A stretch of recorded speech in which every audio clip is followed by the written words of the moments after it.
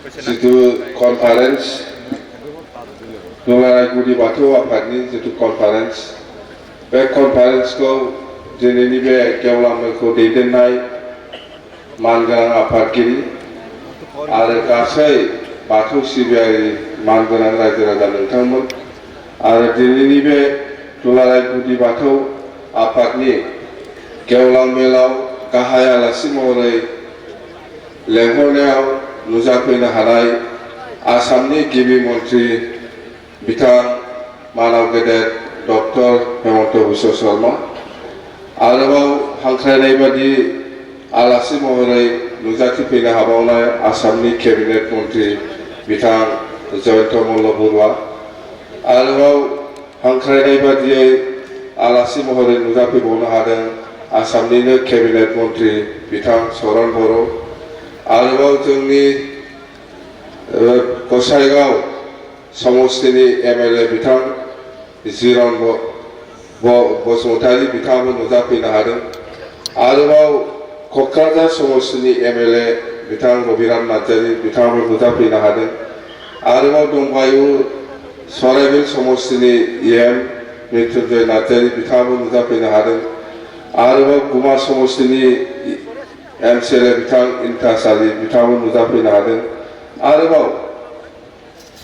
दुलाराय गुदि बाथौ आफादनि गोबां दैदेनगिरिफोर दङ आङो गिबियावनो नोंथांमोन गासैखौबो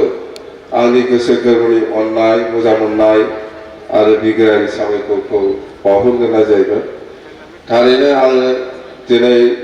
नोंथांमोननि बे दुलाराय गुदि बाथौ आफाद बेनि गेवलां मेलाव दसे समब्लाबो नुजाफैनो मोननानै गोसोखौ जोबोद गोजोननाय मोनदों आरो आं आसा खालामो बे दुलाराय गुदि बाथौ आफादनि दारै दिनैसिम जिखिनि फोसाबनाय बा बेखौ फेहेरनायनि जिखिनि थांखि लानानै खामानि मावबाय थादों निश्चय आफा बोराइ बाथौआ आशीर्बाद खालामगोन आरो जोंबो बयबो मिथिगौ जाय जेखि धर्मआवनो थाया मानो जोङो दिनै अनुदान बेखौ बानायनायनि बिनि नामाव इनफ्रास्ट्राक्चारनि थाखाय माबा मोनसे अनुदान होलांनो हायोबा मोजां जागोन होननानै आङो खावलायदोंमोन निश्चय बिथाङा माबा मोनसेबाबो बुंनानै गालांगोन आं आसा खालामदों आरो एसे आगोलबो जों सावरायदों जे बिथाङा आसाम सरकारनिफ्राय दुलाराय गुदि बाथौ आफादनि नामाव बेखौ बे संकस खेराइसालिखौ मोजां फोसाबनो आरो साबसिन हामसिन बे बाथौखौ फोथांनानै लाखिनायाव जाहाथे मोजां सहाय जायो बेनि थाखाय निश्चय माबा मोनसे नोंथांमोननो खालामगोन दा नोंथांमोना जायखिजाया बेखिनिखौनो बुंबाय आङो बारा गोबाव सम लाला जायखिजाया आसाम गभर्नमेन्टआनो जा बा भारत सरकारानो जा जोंनि बिटिसिखौ गोबां खामानियाव दिनैसिमाव गोबां मदद होगासिनो दङ सरकार बानायजेननायनिफ्राय दिनैसिम जों जेखौ बिदों बेखौनो मोनगासिनो दङ दा जोंबो ओंखायनो आसाम सरकार आरो भारत सरकारखौ जोंबो बिथांमोना जोंखौ जिहेतु अनदों जोंबो बिथांमोनखौ अनफिननो रोंनांगोन जोंबो बिथांमोनखौ सहाय खालामफिननो रोंनांगोन अब्लासो दा जों साननाय बादि खामानिखौ मावलांबाय थानो हागोन बा जों साननाय बादि जाफुंसार होनो हागोन नंगौना नङा हेफाजाब होगोन ना होनानै मा सिरि होगोन ना नङाबा बे बुंनाया ओरैनो उनाव मेथाइ मेथाइ जाफिनजोबगोन थारमाने